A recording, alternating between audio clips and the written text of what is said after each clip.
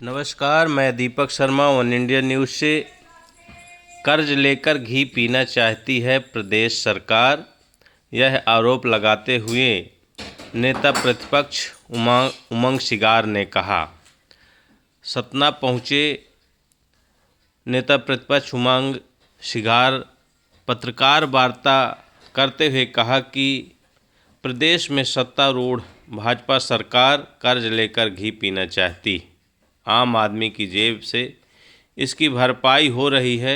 इतना ही नहीं, भाजपा सरकार विकास के नाम पर असफल है। ये बातें रविवार को प्रेस कॉन्फ्रेंस के दौरान उन्होंने कहा। भाजपा अपने घोषणा पत्रों को रामायण व गीता की तरह कहती है, लेकिन सीएम मोहन अपने घोषणा पत्रों को पढ़ते नहीं। साल भर से अधिक समय होने के बावजूद भी प्रदेश सरकार विकास के नाम पर असफल रही है। उन्होंने कहा कि सतना के साथ भेदभाव हो रहा है।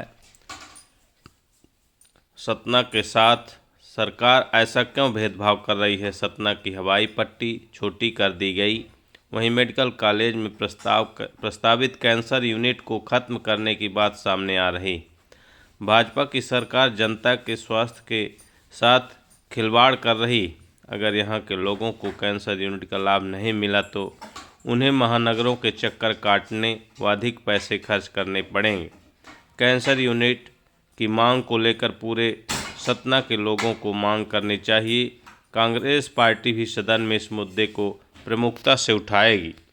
नेता प्रतिपक्ष के साथ सतना विधायक सिद्धार्थ कुशवाहा भी प्रेस कॉन्फ्रेंस में मौजूद रहे, जहां उन्होंने एक प्रश्न पर कहा कि मैं ऐसा विधायक नहीं, कोई मनोरंजन के लिए राजनीति करता हूं।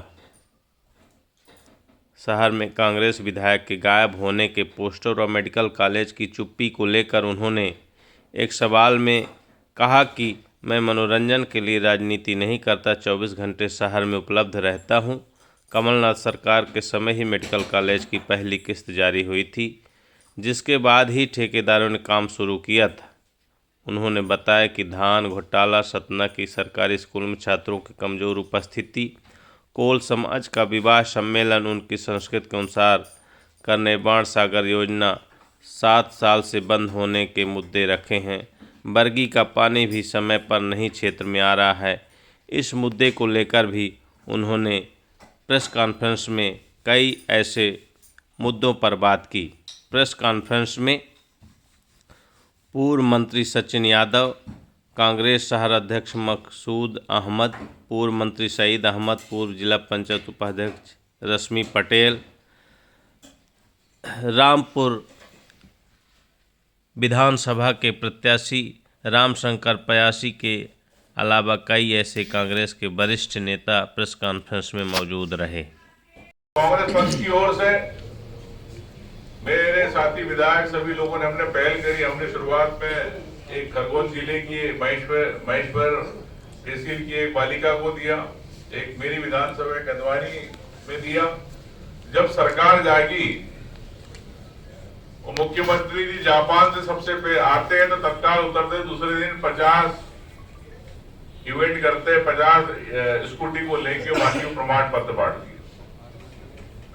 जब सत्र खत्म होने आ रहा है, परीक्षाओं का समय है, आप 1 साल से उनको लैपटॉप नहीं दे पा रहे हो, 1 साल से स्कूटी नहीं दे पाए, तो ये प्रदेश की बीजेपी की सरकार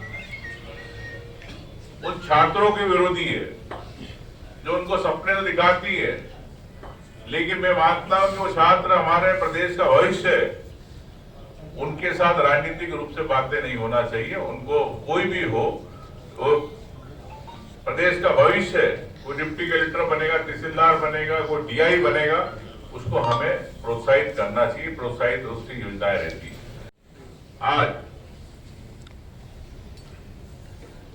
लाखों करोड़ के प्रस्ताव बुलाए जा रहे हैं, लेकिन जितनी ग्लोबल इन्वेस्टर मीट हुई है या प्रदेश स्तर पर मीट हुई है, इंडिया लेवल की हुई, कितना पैसा आया? आप कहते 2 लाख 4 लाख करोड़ आए, इतने के निवेश आए, 5 लाख करोड़।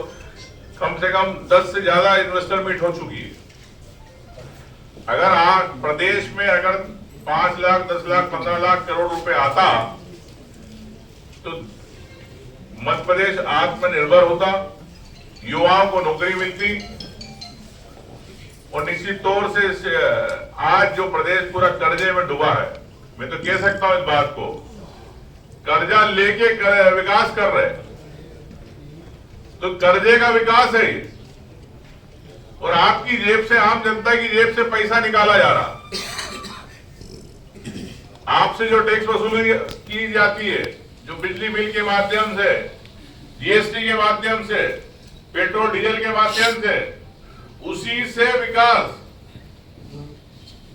लेकिन वो पहले जिनने कर्जा लिया है उस कर्जे का ब्याज भर रहे, वो ब्याज से भरने के बाद जो कर्जा आपने लिया है वो आपको दे रहे। अरे ये कैसा विकास। मैं ये कहना चाहता हूं कि भारतीय जनता पार्टी सिर्फ कर्जा लेके घी पीना चाहती है, मोहन यादव की सरकार। लेकिन कर्ज कैसे खत्म हो, आम जनता के जेब से महंगाई का बोझ ना हो, उसको लेके मोहन यादव, भारतीय जनता पार्टी की सरकार के पास कोई नीति नहीं। तो मैं कह सकता हूं कि जितने भी इनके दावे हैं, ये ग्लोबल इन्वेस्टर मीट के बाद भी सामने आएंगे। आप हजारों करोड़ तो खर्च कर रहे हो जनता के पैसे का, लेकिन उस जनता के पैसे से खर्च करके आप उद्योगपतियों को बड़ी बड़ी होटलों में रुकवा रहे हो। ठीक है, स्वागत करते हो उद्योगों का, लेकिन क्या उद्योग आएंगे? क्या प्रदेश के युवाओं को नौकरियां मिलेगी? आज भी मैं देखा, मैं जेके सीमेंट गया था, पन्ना गया था, बुंदेलखंड का दौरा किया, कई ऐसे बड़े प्लांट है, आज भी प्रदेश के युवाओं को नौकरी नहीं है, जिसमें कि ये होना चाहिए कि 60 से 70% प्रदेश के युवाओं को। साथियों, जिस प्रकार मुझे यहां जानकारी मिली है कि अभी तक 1.5 साल होने आया जब से मेयर बना है। मेयर और सतना के कई विभाग एक ही है, चाहे जिला पंचायत हो या कृषि विभाग हो, अन्य विभाग। 1.5 साल के अंदर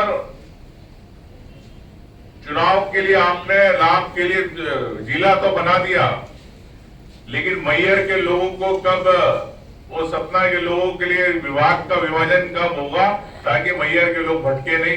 इस पे भी सरकार को तत्काल सोचना चाहिए, जिला प्रशासन को इस पे तत्काल कार्रवाई करना चाहिए। तो इस बारे में मैं चीफ सेक्रेटरी से इस बारे में बात करूंगा। मैं आपको कहना चाहता हूं, इस क्षेत्र की एक और मामला सामने आया, धान खरीदी में करोड़ों का भ्रष्टाचार।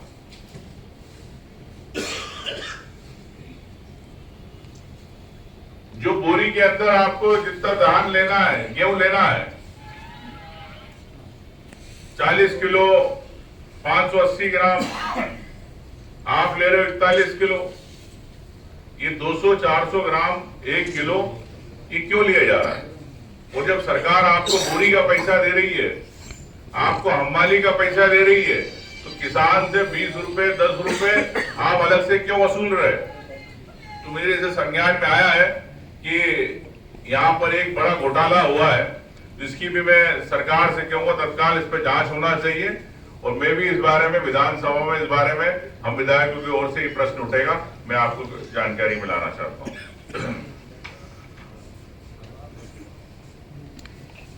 एयर स्ट्रिप को लेके बात हुई, हवाई पट्टी छोटी कर दी गई। सतना के साथ भेदभाव, क्या सतना में यहाँ के युवाओं को रोजगार या उद्योग आए, उसके लिए जो सुविधाएं मूलभूत होना चाहिए, उसमें एक एयरपोर्ट भी होता है। तो बड़े प्लेन के लिए सतना की एयर स्ट्रिप को छोटी कर दी गई। भारतीय जनता पार्टी की सरकार, जिला प्रशासन, जो अतिक्रमण जिनने किया उसको अभी तक क्यों नहीं हटाया? क्या वहां पर एयरपोर्ट के लिए आप सतना के लोगों के हिसाब से आप उस एयर स्ट्रिप को बढ़ाना नहीं चाहते? हवाई पट्टी को लंबाई उसकी बाईपास बन रहा है, बाईपास 4 लेन लंबा चौड़ीकरण हो रहा है, उसको लेके प्रस्ताव भेजे जा रहे, क्या उससे प्रभावित एयरपोर्ट नहीं होगा? इस बारे में भी मैं बात करूंगा मध्य प्रदेश शासन मुख्यमंत्री जी से, लेकिन ये सतना के साथ भेदभाव हो रहा है एयरपोर्ट के साथ। मैं समझता हूं कि ये एक जनहित का मामला है, ये समझना चाहिए। दूसरी बात, सीवर लाइन स्मार्ट सिटी के नाम पर करोड़ों रुपए का भ्रष्टाचार आपके सतना में, कई सड़कें खुदी लेकिन सरकार इसमें कोई संज्ञान नहीं ले रही। तो ये सीधा सीधा आप समझ सकते हैं कि भ्रष्टाचार को भारतीय जनता पार्टी मोहन यादव की सरकार बढ़ाना चाहती है।